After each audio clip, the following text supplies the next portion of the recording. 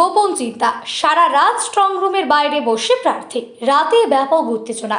পশ্চিম মেদিনীপুর জেলার 3টি গণনা কেন্দ্রের মধ্যে একটি হলো মেদিনীপুর কলেজ।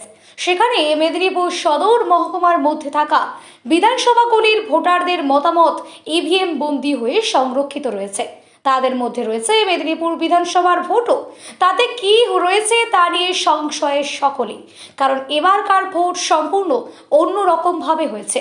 ভোটারদের প্রভাবিত করা কিংবা ছাপ্পা রিগিং কারো পক্ষে কোথাও সম্ভব হয়নি।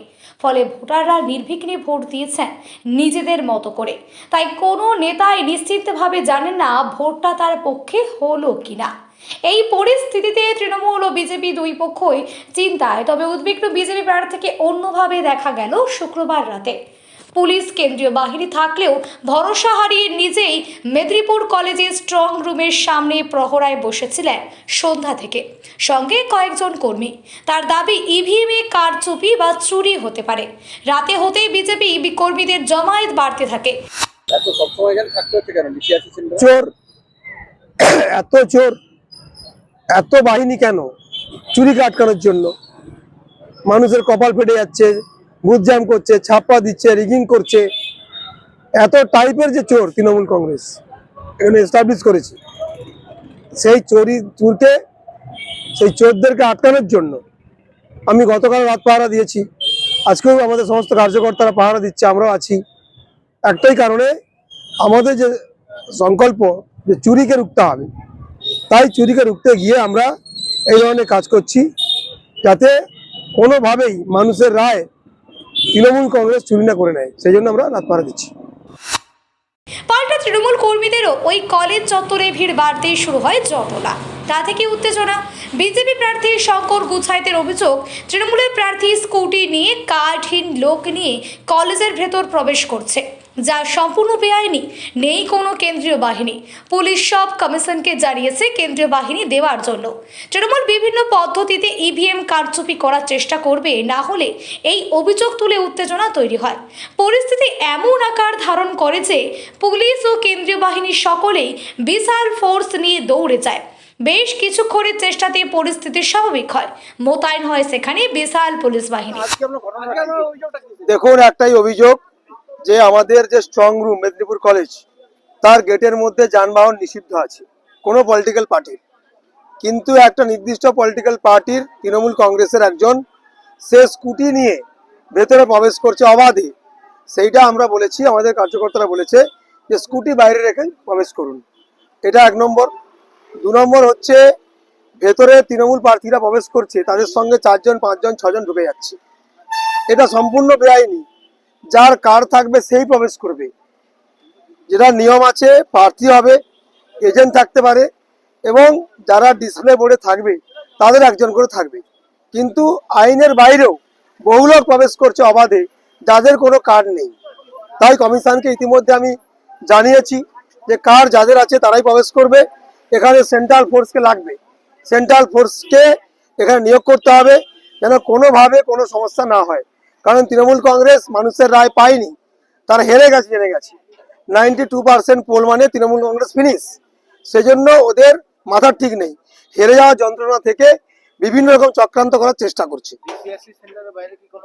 কেন্দ্র বাহিনী বাইরে নেই, দেখতে পাচ্ছেন আপনারা, নেই। আমি কমিশনকে বলেছি বাইরে ফোর্স দিন, আমি এসপিকে জানিয়েছি বাইরে ফোর্স দিন। ভেতরে ক্যান্ডিডেট ঢুকছে, তার সঙ্গে 4 জন ঢুকছে, কার্ড নেই। আপনি এখনই ক্যামেরা যান ভেতরে, এখনই দেখুন কার্ড নেই।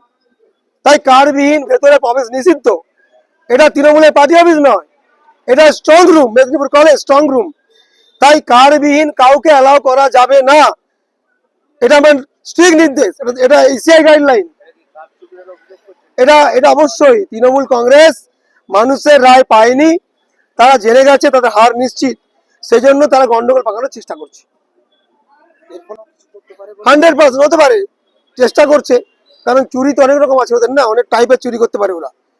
বিভিন্ন টাইপের চুরিকে আটকে দিয়েছে কমিশন। খুব দুঃখ, খুব কষ্ট দিদিমণির, যে একটাও চুরি করতে পারলো না, একটাও রক্ত পড়লো না, একটাও খুন হলো না, একটাও বুথ জ্যাম হলো না। তাই পিসিমণির খুব কষ্ট পেয়েছে যে আমি ভোটগুলো লুট করতে পারলাম না। আগেই তো মৃত ভোটারগুলো বাদ চলে গেছে, আমি সেগুলো ছাপা মারতে পারলাম না, খুব কষ্ট। সেজন্য এই কষ্ট থেকে এখানে লাফালাফি করছে। তাই আমি মেদিনীপুরের শান্তিপ্রিয় মানুষকে বলবো, আপনারা সজাগ থাকুন। আপনাদের ভোট যারা লুট করার চেষ্টা করবে, আপনারাও প্রতিবাদ করুন। এই শঙ্কর গুচাই আপনার বাড়ির ছেলে আপনাদের সঙ্গে আছে। অভিযোগ অস্বীকার করেছে তৃণমূল। পাল্টা বিজেপির বিরুদ্ধে অবৈধ জমায়েতের অভিযোগ করেছে বিজেপির বিরুদ্ধে।